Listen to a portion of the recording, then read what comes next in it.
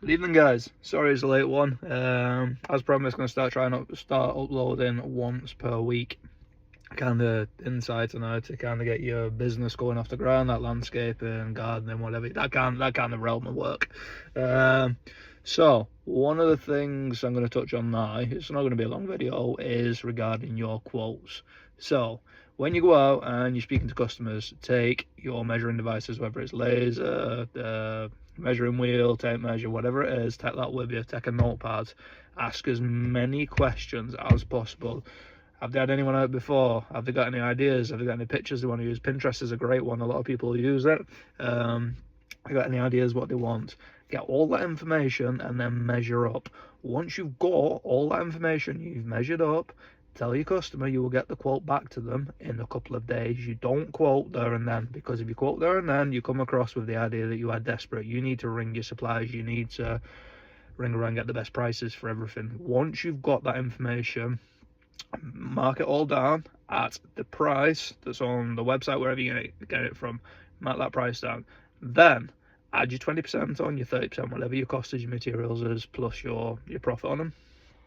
Mark it all down, then put your labor down underneath, write all that down, done. Then when you're sending your quote across, you break it down, the quantity of materials you need, etc. Once you've done that, you do your total cost and your labor all built in to the total price at the bottom. You've got a broken down quote, but you've not brought your prices down for each individual material. Send it across to the customer. Once you've done that, I can guarantee you will win a lot more than just saying, yeah, it's going to cost 10 grand and that's it. They want to understand why, they want to understand what's going into it. Make sure you break it down properly. I promise you, you will land a lot more. For example, this week I've quoted 4 jobs. Them 4 jobs have brought in a substantial amount of money, should we say. It's my best month so far. I've quoted 4 jobs. I've closed 4 jobs off. Each one have paid a deposit also for the materials, and whether that's for now or for May, all that deposit's been paid. Materials have been booked, ready for each job to start.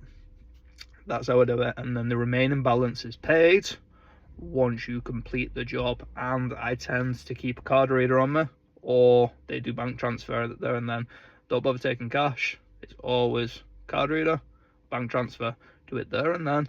You're not chasing them up for payment after. You make sure the client is on site when you complete. If they can't be there, you delay completion by 1 day until they can get there. There you go. A little top tip for you. Be transparent with your quotes. Don't hide anything. Any questions they've got, just explain to them. Other than that, good luck. Have a great week, and I will I'll upload again on Sunday. Take care, guys. Bye bye.